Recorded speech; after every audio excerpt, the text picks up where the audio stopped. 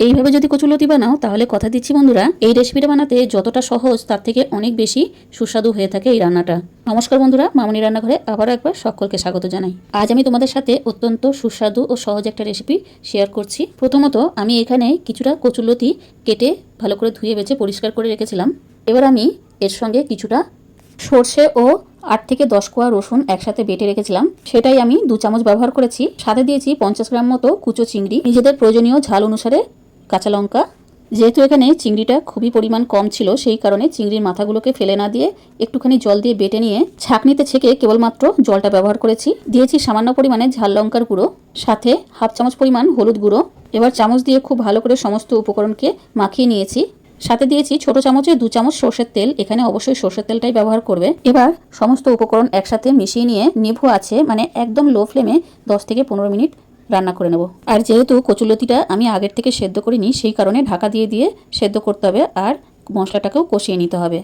এবার আমি স্বাদ অনুসারে লবণ দিয়ে দিচ্ছি। এতে কিন্তু কচুলতিটা খুব তাড়াতাড়ি নরম হয়ে যাবে।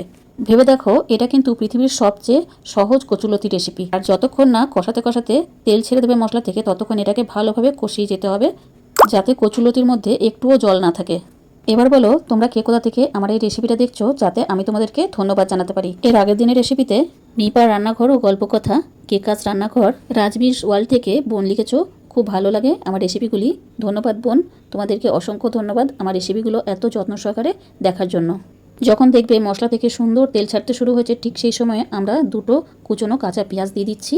এর আগে কিন্তু আমরা কোনো রকম পেঁয়াজের মধ্যে অ্যাড করিনি। মশলাটা তো আমরা খুব সুন্দর করে কষিয়ে নিয়েছি। এবার আমরা কাঁচা পেঁয়াজটা দিয়ে আবার কিছুক্ষণ কষিয়ে নেব, কারণ এই মুহূর্তে পেঁয়াজটা অ্যাড করার ফলে পেঁয়াজ থেকেও কিছুটা জল ছাড়বে। এবার ঢাকা দিয়ে দিয়ে কিছুক্ষণ এটাকে রান্না করে নেব, যাতে পেঁয়াজের ময়েশ্চারটাও শেষ হয়ে যায় আর সুন্দর করে পেঁয়াজটা সেদ্ধ হয়ে যায়, ভাজাও হয়ে যায়। দেখো কত সুন্দর তেল ছেড়ে দিয়েছে। এবার কড়াইয়ে একদম লাগা লাগা হয়ে এসেছে আর কত সুন্দর সেদ্ধ হয়েছে। দেখো কচুলতিটা সুন্দরভাবে সেদ্ধ হয়ে গেছে, অথচ একটাও কচুলতি ভাঙিনি, একদম আস্ত আছে। আর যেহেতু এটা কচু জাতীয় জিনিস, তার জন্য অল্প একটু লেবু রস দেবো যাতে গলায় না লাগে। আর অবশ্যই স্বাদটাকে ব্যালেন্স করার জন্য দিয়ে দেবো হাফ চামচ চিনি। আর আবার একটু নাড়াচাড়া করে নিচ্ছি।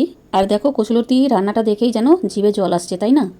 এইসব রেসিপির ভয়েস ওভার দিতে কিন্তু ভীষণ কষ্ট হয়। রান্নাটা হওয়ার পর 1 মিনিটও অপেক্ষা করা যায় না। গরম গরম 2টি ভাত নিয়ে বসে পড়লাম খেতে। গন্ধরাজ লেবু ছিল, একটুখানি লেবু রস চিপে মজা করে কচুলতি দিয়ে ভাত খেলাম। তো বন্ধুরা, আজকের এই রেসিপিটা তোমাদের কেমন লেগেছে অবশ্যই কমেন্টের মাধ্যমে জানিও। আজ তবে এই পর্যন্তই, পরবর্তী আবার একটা রেসিপি নিয়ে হাজির হব। ভালো থেকো, সুস্থ থেকো।